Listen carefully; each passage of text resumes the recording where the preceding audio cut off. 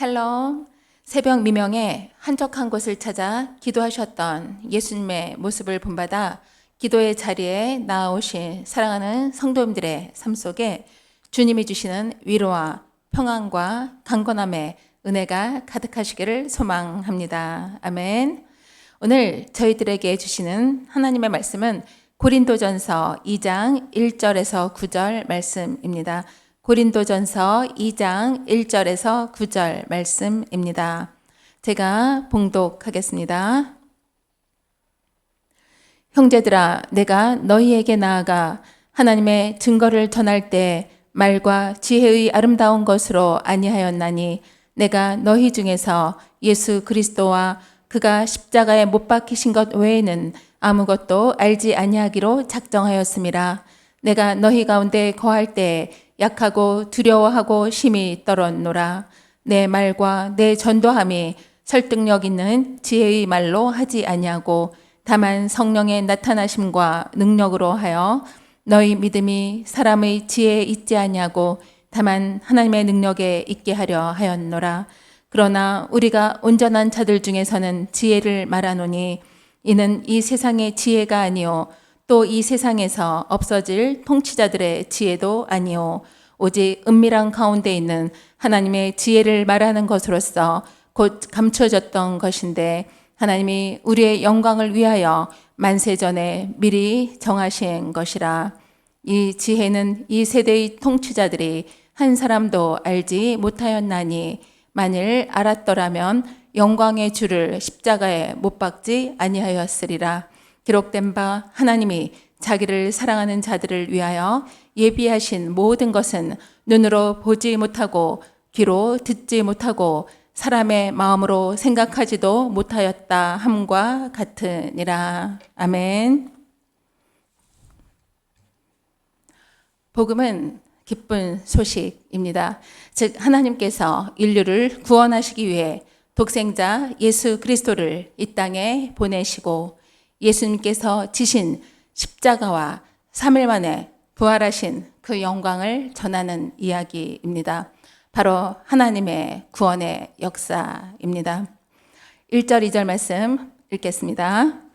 형제들아, 내가 너희에게 나아가 하나님의 증거를 전할 때 말과 지혜의 아름다운 것으로 아니하였나니 내가 너희 중에서 예수 그리스도와 그가 십자가에 못 박히신 것 외에는 아무것도 알지 아니하기로 작정하였음이라. 아멘. 사도 바울은 복음을 전할 때 인간의 말과 지혜로 하지 않았다라고 말합니다. 복음은 하나님의 구원의 은혜를 전하는 이야기입니다. 그러하기에 인간의 말과 지혜로 전할 수 있는 이야기가 아니라는 것입니다.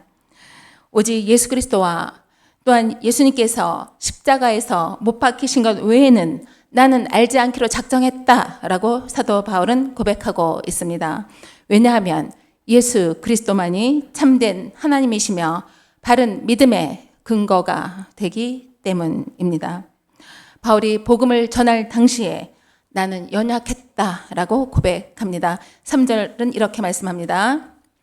내가 너희 가운데 거할 때 약하고 두려워하고 심히 떨었노라. 아멘. 바울이 고린도에서 전도하던 그 당시 그는 육체적으로, 정신적으로, 영적으로 무능한 상태였습니다. 그러하기에 바울은 더욱더 하나님을 의지했을 것입니다. 더욱더 성령의 능력을 의지했을 것입니다. 4절, 5절 말씀 읽겠습니다.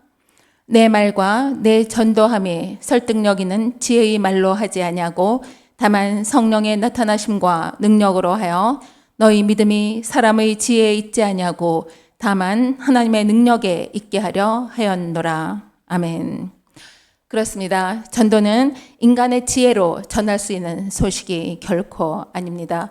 오직 성령의 능력으로만 전할 수 있는 이야기입니다. 성경의 저자는 누구일까요? 네, 바로 성령님이십니다. 저자만큼 그 책에 대해서 잘 아는 사람은 없을 것입니다. 마찬가지로 성령의 감동에 의해 기록된 하나님의 말씀을 전할 때 그 내용을 가장 잘 아시는 성령님을 반드시 의지해야 합니다. 그래서 저희들이 성경을 읽을 때 성령님의 도우심을 구하며 기도하며 읽어야 하는 것입니다. 또한 성령님을 의지하며 복음을 전할 때 전하는 자나 듣는 자나 함께 깊은 깨달음의 은혜를 얻게 될 것입니다. 사도행전 1장 8절은 이렇게 말씀합니다. 오직 성령이 너희에게 임하시면 너희가 권능을 받고 예루살렘과 온 유대와 사마리아와 땅끝까지 이르러 내 증인이 되리라 하시니라. 아멘. 네, 오직 성령이 임할 때 저희들은 권능을 받게 될 것이며 그리할 때 땅끝까지 예수 그리스도의 그 증인의 사명을 감당할 수 있다라고 말씀합니다.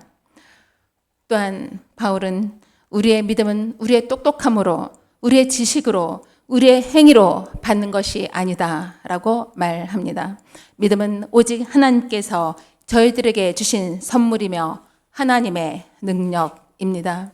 또한 믿음은 들음에서 나며 들음은 하나님의 말씀으로 말미암는 것입니다. 그러하기에 저희들은 복음을 담대히 그리고 적극적으로 전해야 합니다. 그리할 때 듣는 자들에게 믿음을 일으키는 하나님의 역사가 나타날 것입니다. 전도를 통해서 성령님의 은혜로 믿음을 선물로 받은 자는 어떠한 모습이 될까요? 그러한 은혜를 받은 자들은 하나님의 능력 안에서 겸손함으로 나아가 하나님께 감사하며 믿음의 삶을 살아가게 될 것입니다. 사도 바울의 고백처럼 나의 나된 것은 내가 아니요 하나님의 선물입니다. 하나님의 은혜입니다. 라고 고백하게 될 것입니다.